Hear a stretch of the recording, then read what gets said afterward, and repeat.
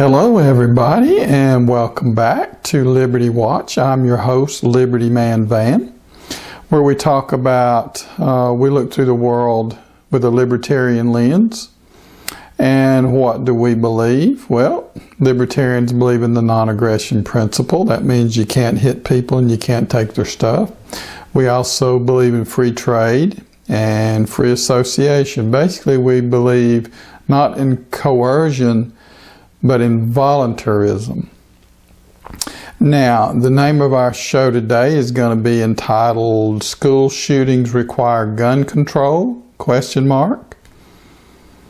That will be our lead story, and we'll talk about that. And then we're going to talk a little bit about Trumponomics, and this time vis-a-vis steel tariffs. Then we'll do just a little bit of libertarian humor thrown in the mix. And then our final topic for today will be multiculturalism. So let's get started. Now, unfortunately, since about 1999, when we had the Columbine shooting in Colorado, there have been periodic school shootings. And so there's been another recent shooting in Broward County, Florida. It's close to Miami. At the Marjorie Stoneman Douglas High School. Now, what do we know about the shooting? Just a few bare facts about the shooting. We know that about 17 are dead and 14 wounded. And that count may have gone up a little bit since I put these numbers together. The assailant used an AR-15 automatic weapon. Actually, that's a semi-automatic weapon. We also know that the FBI got a tip before this happened. What this case really underscored is that we can't really depend on the police to protect us. There was a Broward County Sheriff's Department deputy that was assigned to that school that's there all the time, and he was there the day of the shooting. And so what did he do? Well, he kind of stood back behind his squad car and did nothing and waited for backup while the shooting was taking place. So what else do we know? Oh, I said that actually prior to the shooting, the FBI got some tips about this assailant. Also, the cops had been called to this assailant's house, this kid, teenager or early 20s. He had previously attended the school. And we know that the cops had been out to his house several times for disturbances involving this guy. So the local police force knew about him. The FBI knew about him. And yet they didn't stop this from happening. So again, this really underscores why people really have to depend on to protect themselves. And so the first sheriff's deputy that was assigned to the school, he didn't do anything during the shooting. A second deputy arrived, and together they didn't do anything. They're sitting there waiting for backup before they go in. And so now the shooting's already several minutes into the shooting. Finally, the local police arrive, and they're the ones that actually go in and confront the shooter. All right. So,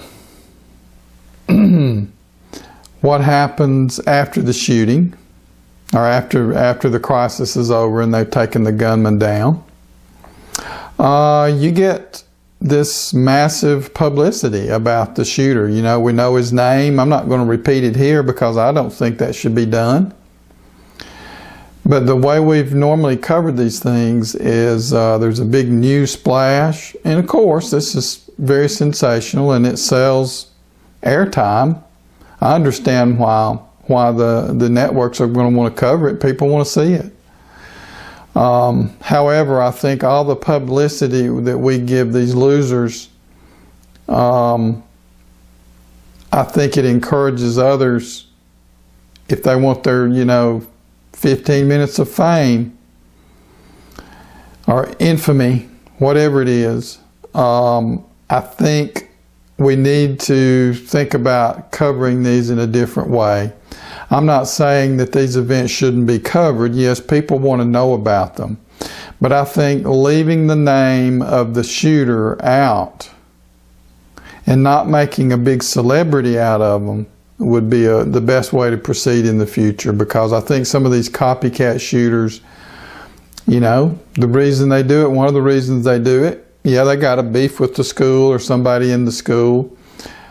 But I think they also have seen these other shooters and how famous they become, and they say, well, here's a good way to become famous. So let's not give them any publicity would be my advice to how to proceed in the future.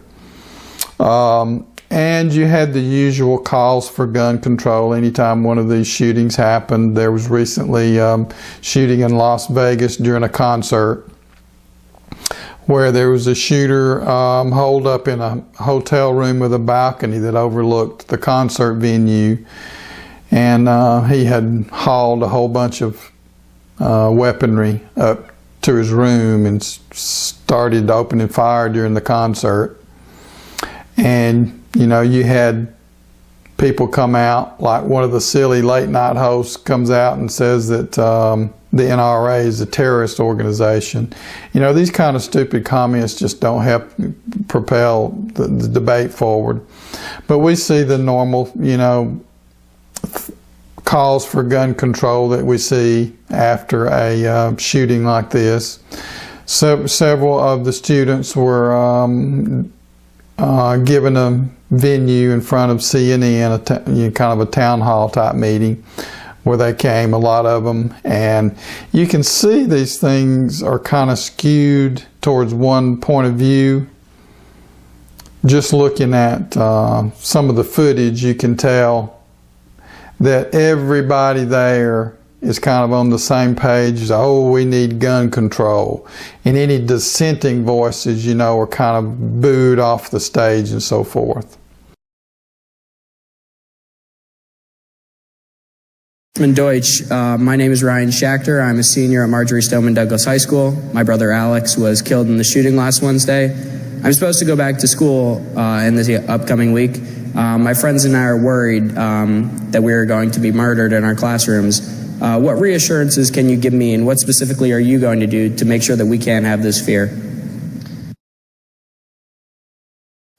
What am I going to do? Well, as a starter, next week when we go back to Washington, we're going to introduce legislation to make sure that assault weapons are illegal in every part of this country.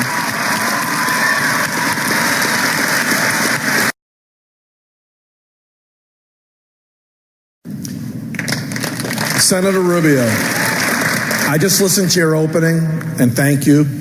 I want to like you. Here's the problem, and I'm a brutally honest person, so I'm just going to say it up front. Yes, sir. When I like you, you know it, and when I'm pissed at you, you know it. Your comments this week and those of our president have been pathetically weak.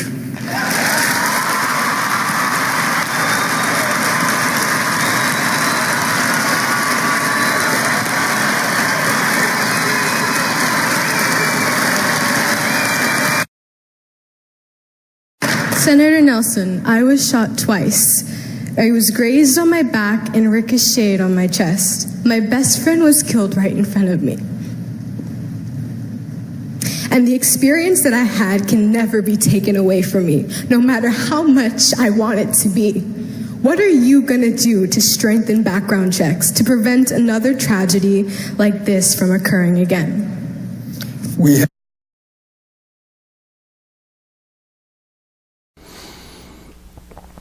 So even though I'm sure these kids, were sincere in wanting to call for gun control, I'm sure also there was some organization, waiting in the wings for one of these to happen so they could come in there and push these kids out in front of the microphone. And also, just because you've just been affected by a tragedy and you're all shaken up, you know, in the heat of the emotion is not usually the time to make decisions about what should be done anyway. And it doesn't make somebody an expert on the topic just because they're a victim. All of those things. And those are my thoughts on what have happened since the tragedy occurred. Now, what is the libertarian perspective on this? Calls for gun control. Let's review, first of all, why citizens are, why we're allowed to have guns. What is the purpose of the Second Amendment? You know, some will state, you know, Second Amendment means you can have a gun in case you want to go out and hunt or something like that. Well, they need to go back and look at the history, because the Founding Fathers were very clear on why we needed the Second Amendment, and it's to dissuade some kind of authoritarian tyrannical government, okay? And when I say that, and when other people say this, some people will laugh at them and say, are you kidding? Do you think some citizens with guns are going to be able to stand down an army? And the answer is yes, they can. You're not going to go out there and go toe-to-toe with a regular army, with some kind of militia, people with guns. But folks, the American Revolution would have never happened if the citizens hadn't had guns. They faced a tyrannical government. Okay, and this has happened again. The Hamas in southern Lebanon drove out the Israeli army. So these guerrilla forces do work, and they can work. The Mujahideen drove the Soviets out of Afghanistan. You know, eventually invading and occupying force just gets tired, and the people with the guns and the guerrillas, they live there. You live in that territory, so you're not going away. And eventually, the occupying forces just lose interest, and particularly when they're getting shot at and sniped at. So yes, guerrilla warfare can be very effective. And that's why we put the Second Amendment into place, to protect us against a tyrannical government, not because we can deer hunt. Okay, that's not the only reason. So having that as our background, you know, there's been several proposals like gun control. That's what we need to keep this from never happening again. And by the way, when you say never happen again, the only way you can prevent something like this from never happening again, folks, is to live in a total police state, where you got a cop on every corner, in front of every house. You got surveillance everywhere so that you can't go to the bathroom without somebody seeing it. A police state like you have in the book 1984 by George Orwell. That is, if you want an Orwellian world, yes, maybe you can prevent, you couldn't even probably prevent it then. But certainly a police state is not something we want. Unfortunately, when you have a certain amount of freedom, that means people are free, and some of them are going to make bad decisions and do stupid stuff. And so that's kind of the price of freedom, part of it. But where was the failure here? Do we need some kind of a national gun control law or national legislation to clean all this up? And my answer is no. As a libertarian, I like to see more local control. So this is a local problem, and specifically, this was a public school. And it was the responsibility of the school to protect those kids, and they failed. So whatever measures are taken should be done locally. And that's going to depend on the school district and what the folks in that particular school district are comfortable with. You know, should there be police on the premises? That's one way to handle it. Didn't work this time. Had a sheriff's deputy on the premises and he didn't do anything. So that didn't work well in this case. How about hiring private security force? That's another way to go about it. Metal detectors, maybe that's part of the solution. I saw one photo of this compartment that had been built in a school that was bulletproof so that you could like shuttle a bunch of kids in and close the door so if there were a gunman then they couldn't shoot into that structure. Maybe that's part of the solution. Another idea that's been floated is to allow teachers to have concealed weapons. And maybe one or a combination of these measures, but it needs to be local, whatever the folks in that local school district want to do.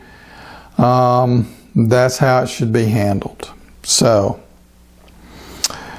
we've learned from this that the police can't protect you, so those that are in favor of gun control and wanting to take their guns away, you know, they'll say, okay, we just want to take care of these automatic weapons, you know, but folks, once they get those taken off the table, they're going to come back for the others. Some of these folks want to see like Australia, where you're a criminal in Australia if you have a gun now.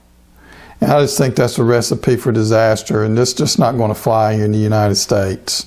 It's just not going to fly. So those are my thoughts on this recent shooting in Florida. Our next story has to do with Trumponomics, therefore the cap. Now, one of the ways Trump's going to make America great again is he wants to put a tariff on imported steel to help the domestic manufacturers. Okay. So I guess my first question is, we'll talk about whether that's a good idea or not. In order to do that, we have to remember our old friend Frederick Bastiat, who said, you must look at not just what is seen, but what is not seen.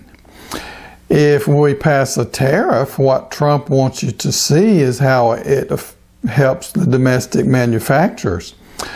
But let's look at what is not seen, what is not so immediately obvious here. You see, there are multiple stakeholders here. It's not just the domestic and foreign steel manufacturers that are going to be affected by this. Let's see, how's it going to affect, let's say, consumers, me and you. About 350 million people in the United States, all potential consumers, right? At least the ones old enough to spend something. Or even if you're a baby, your parents are going to spend some on your behalf and buy you some diapers, right? Or they might buy you a little Tonka truck that's got some metal. Oh, did I say metal in it? Wait a minute. Mom and Dad are going to have to pay a little bit more for that Tonka truck because it's going to cause the price of steel to go up.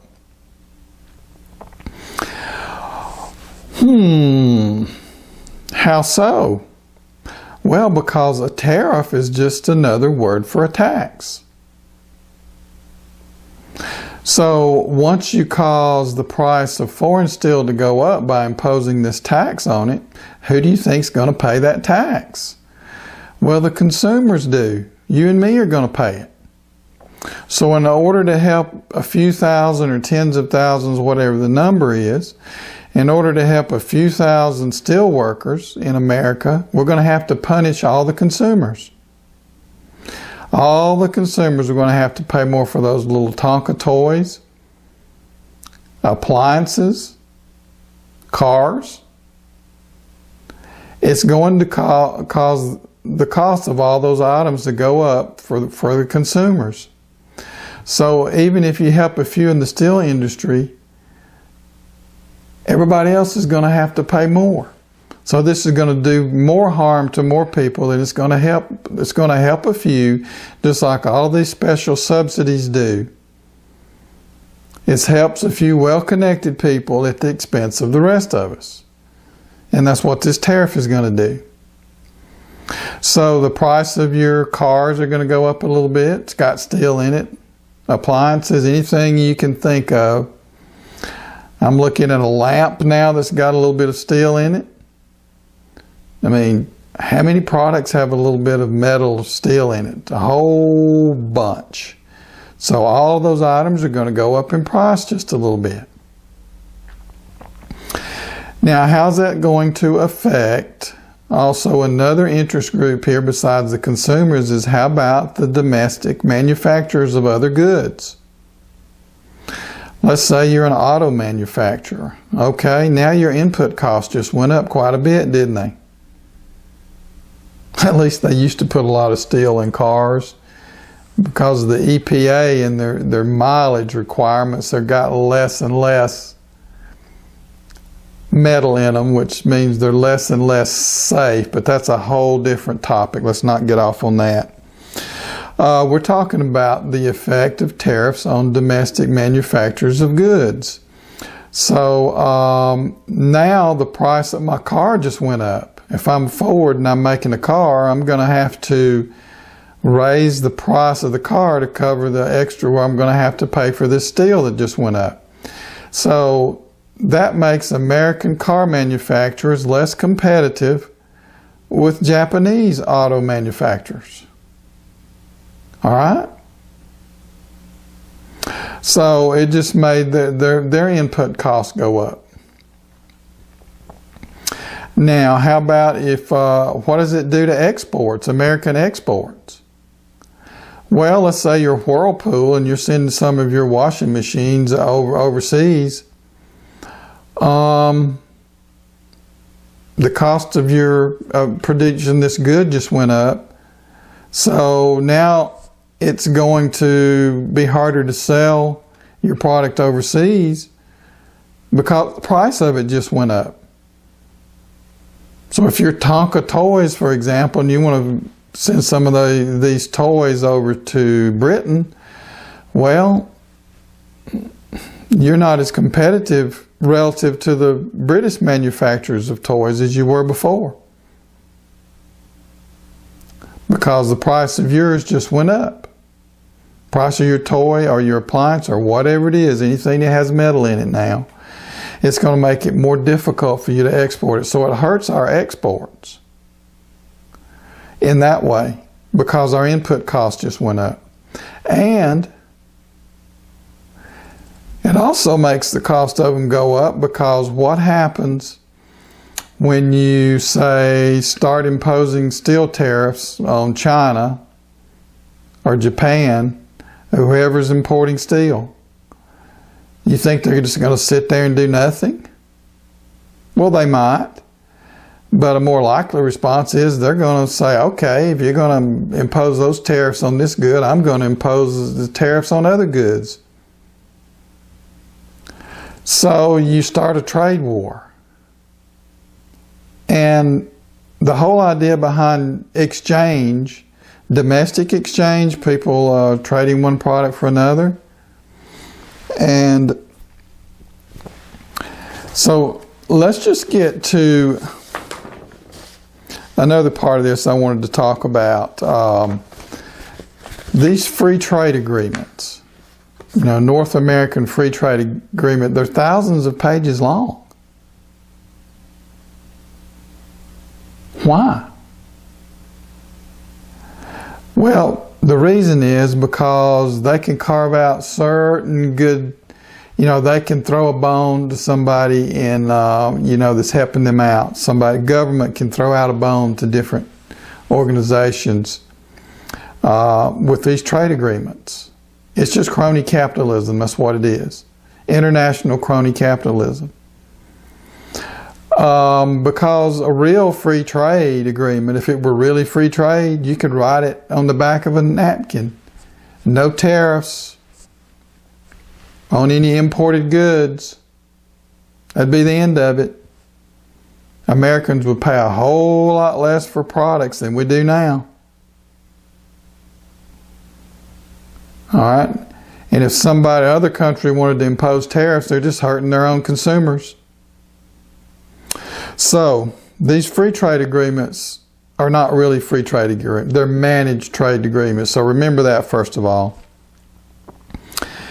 And let's go back to the history of tariffs. Just a little history review here.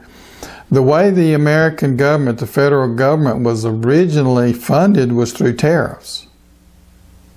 All right, there was no income tax.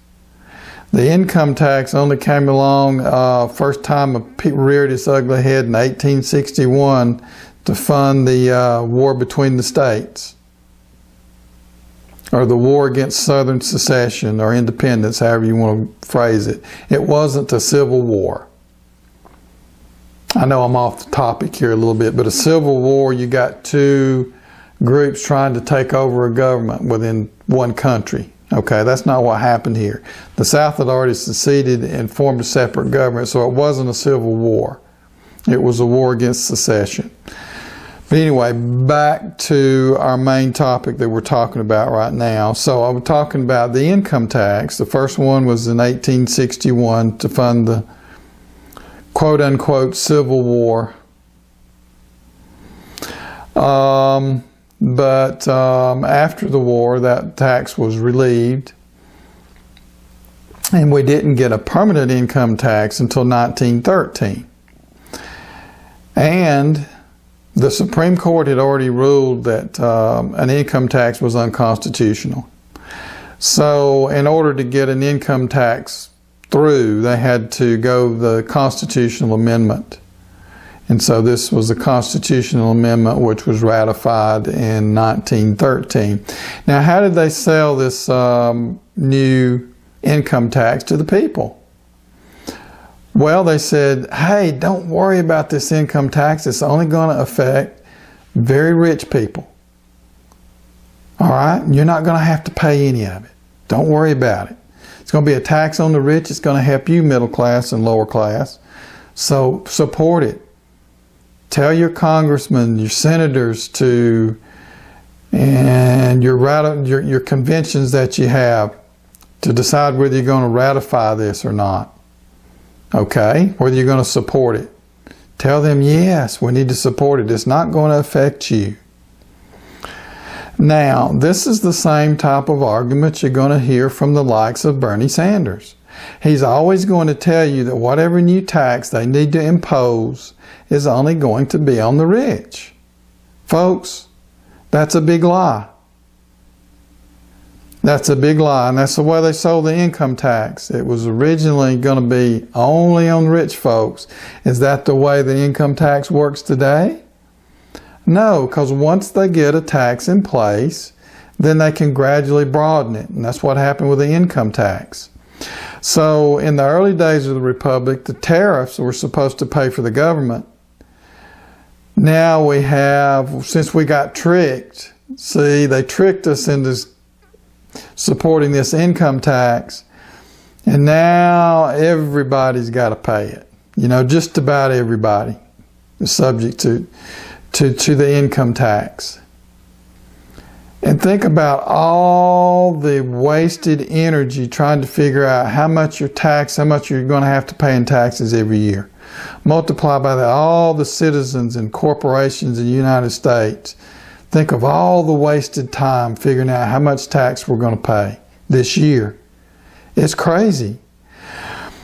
So don't believe these shysters like Bernie Sanders when they say, oh, we're going to pay for this new health care thing with rich people. We're just going to tax the rich. That's a bunch of bull.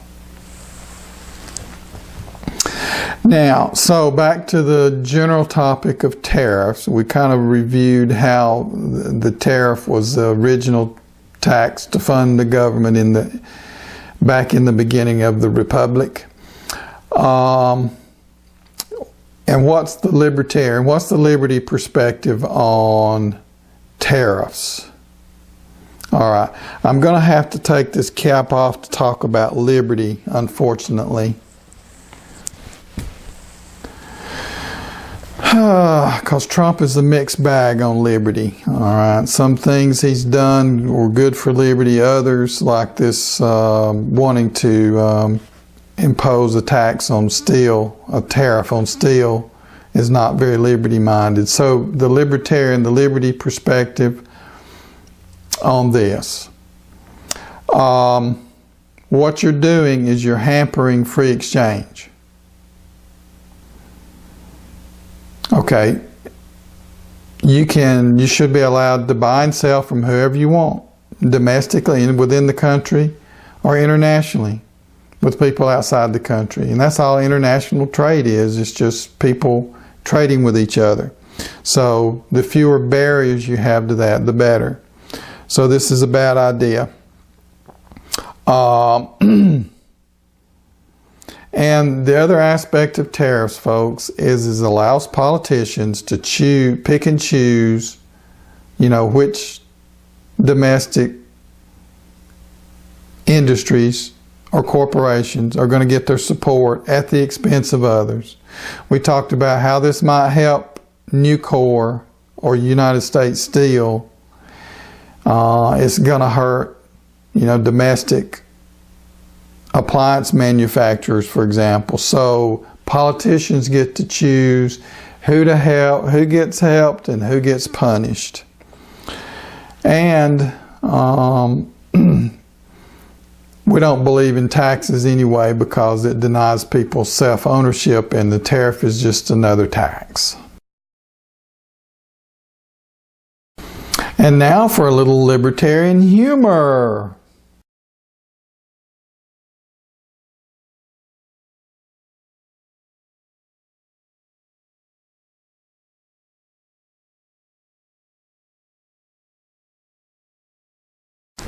Our next topic of discussion today is multiculturalism. So what is multiculturalism? Let's just read a definition. Multiculturalism, the view that the various cultures in a society merit equal respect and scholarly interest. Now, I'm going to go ahead and argue up front that not all cultures are created equal. And we don't need to give them equal time and equal respect. Yes, I believe my culture is better than some others. And let's just get into a few examples. If you buy into this multicultural bull, then you have to defend such stories, and we're just going to go through a few articles here and read some of the ridiculous stuff you get into when you give equal value to some other cultures. First article, here's the headline. Indonesian Christians flogged outside of mosques for violating Sharia law. All right. Indonesia publicly caned 2 Christians in a rare case of non-Muslims punished under Sharia law. The 2 Indonesian Christians were whipped 6 and 7 times respectively by a masked man wearing a robe as a crowd of 300 ridiculed and took pictures of them outside a mosque in the provincial capital. Now, is this the type of culture that if you believe all cultures are created equal, then you should be okay with this. Now, what were they being flogged for? First of all, let me back up just a second and discuss why multiculturalism, this is propped up by the left side of the political spectrum, and they're basically against anything that's white, Anglo-Saxon, Protestant. They want to make you think it's part of identity politics. Okay, if you identify as, if you're black, then you should identify as a black and vote for us because we're going to protect you from those evil white people. All right.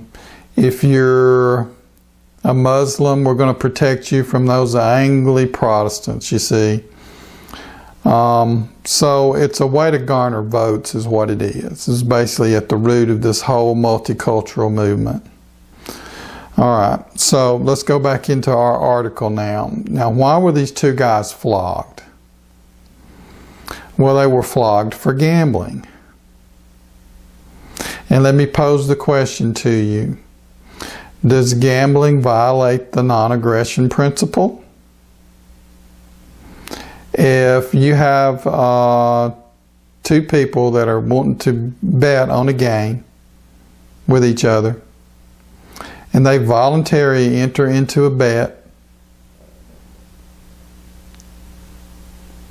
where's the victim?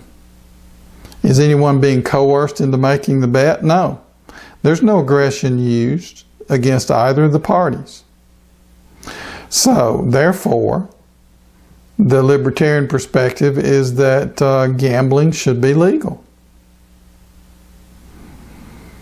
That doesn't mean that I'm in favor of people gambling.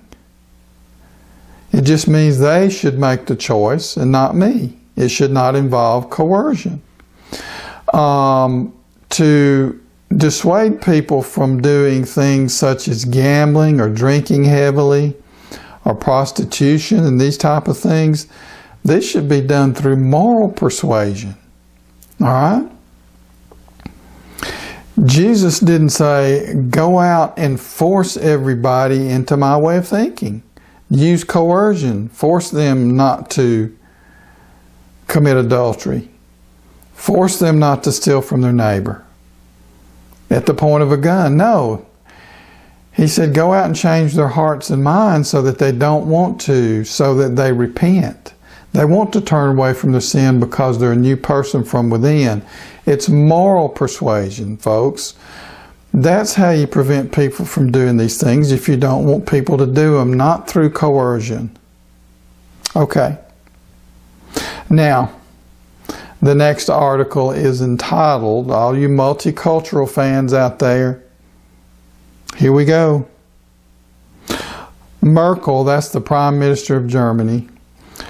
Merkel admits no-go zones exist inside Germany. The existence of no-go zones in Europe had been a matter of debate, with liberal commentators insisting they were fiction. Even after Breitbart London editor-in-chief published his work on the subject, No-Go Zones, How Sharia Law is Coming to a Neighborhood Near You. Now, the admission by Merkel is a vindication for Qassam and others who have chronicled the no-go zones and their causes for years. Now, in other words, these Muslims have infiltrated a good part of Europe now, thanks to the United States taking out Muammar Gaddafi in Libya. We took out another secular ruler in Libya, and the result has been unrest there and chaos. And now that people are coming from all over Africa, going through Libya, because, you know, Libya is real close to Europe. So they can cross the little strait there, this narrowest part of the Mediterranean, and be in Italy. Or, you know, so basically it's just opened up a path for all these migrants. That's what our taking out of Gaddafi has done. And that was during the Obama administration. Today, I authorize the Armed Forces of the United States to begin a limited military action in Libya. And, you know, where was all the anti-war left when that was going on? Where were they? So anyway, back to the story. That's basically then what happens is you get these people of a different culture. Now, they've had problems with these Muslims migrating into Europe because they don't respect, for example, they've had a big problem with these young Muslim men raping women because they don't have the same respect for women that the Western culture does. If you're a multiculturalist and you're a woman,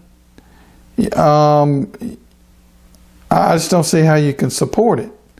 How you can support a culture that doesn't respect females, more than half the population. Okay. And speaking of females, our next multicultural headline is Michigan doctor charged with carrying out female genital mutilation. Now,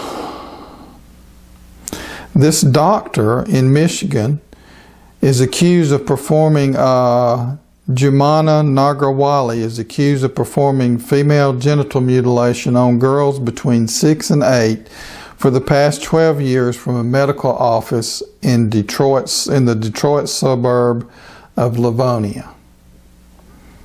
All right, this is your equal culture, ladies. Now, let's just talk about female genital mutilation for a moment. This is practiced in large parts of Africa, Indonesia, and the Middle East. It's Muslim. It says the practice is rooted in gender inequality. This is from Wikipedia. The practice is rooted in gender inequality, attempts to control women's sexuality, and ideas about purity, modesty, and beauty. It is usually initiated and carried out by women who see it as a source of honor and who fear that failing to have their daughters and granddaughters cut will expose the girls to social exclusion. Health effects depend on the procedure. They can include recurrent infections, difficulty urinating and passing menstrual flow, chronic pain, the development of cysts, an inability to get pregnant, complications during childbirth, and fatal bleeding. There are no known health benefits of this practice. Okay, the next headline for you multiculturalists. India state to give life sentences for cow slaughter. And the article says, cows are considered sacred in Hindu majority India and their slaughter is illegal in most states. One person said, a cow is not an animal, it is a symbol of universal life. A law minister told the state's assembly. Another quote, anybody who does not spare the cow, the government will not spare them.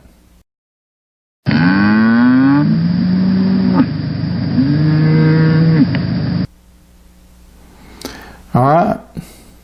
So as you can see,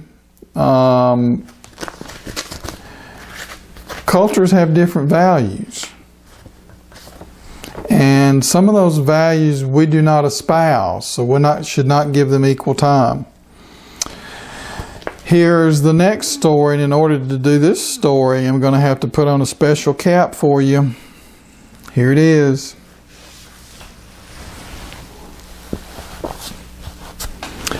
That's right. This cap has double meaning. It's LGBT. And that could mean lesbian, gay, bisexual, transsexual. Hey, we're libertarians here, so however you want to live, as long as you're not hurting somebody else or taking their stuff, it's okay with us. We have a really broad tent. So we're okay with all those folks. And it also stands for liberty, the root word of libertarianism, liberty, freedom, guns, According to the Second Amendment, one of the things that help us defend our freedom.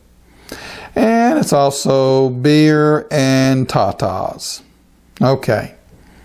So anyway, in this context, we're worried about gays because the headline reads this way. It says, 2 men publicly caned in Indonesia for having gay sex. 2 men were lashed with a cane as punishment for having same-sex relations, part of a growing intolerance of sexual minorities that has marked the rise of more conservative Islam in the world's largest Muslim majority country.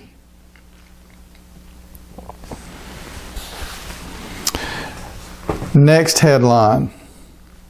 Saudi campaigners protest over the right to drive.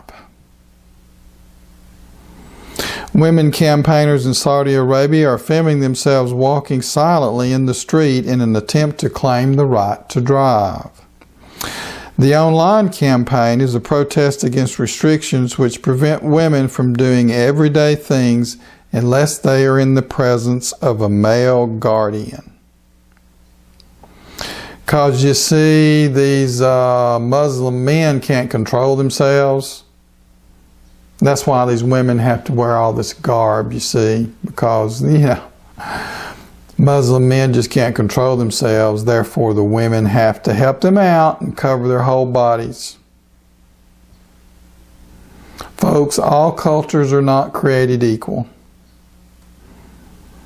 Last story.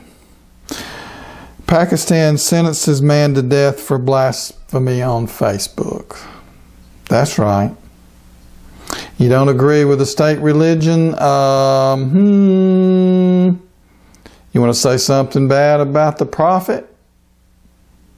Too bad. No free speech here, all you multiculturalists. The story goes, blasphemy is a highly sensitive topic in Muslim-majority Pakistan, where insulting the Prophet Muhammad is a capital crime for which dozens are sitting on death row. Even mere accusations are enough to spark mass uproar and mob justice. So forget your freedom of the speech if you're in a lot of countries. And folks, I do complain a lot about politicians and so forth and about the government here. And but the United States is one of the greatest places in the world to live, and I love living here. It's wonderful. But as wonderful as it is, we always need to be vigilant, and particularly for our liberties, when we see them being whittled away, we need to always be on the guard. And that's our show for today. Thanks for joining us, and be sure to tell a friend. We'd like to grow the show. You can find us online at, my blog is at libertymanvan.com. That's all one word. My YouTube channel is Liberty Man Van. That's 3 words. You can find me there. Be sure to subscribe. And if you want to make a donation to the show, you can go to patreon.com/LibertyManVan. That's patreon.com, Patreon, patreon.com/LibertyManVan. Thanks for being with us today, and be sure to join us again next time on Liberty Watch, where we don't believe you need some guy with a bullhorn to tell you what to do.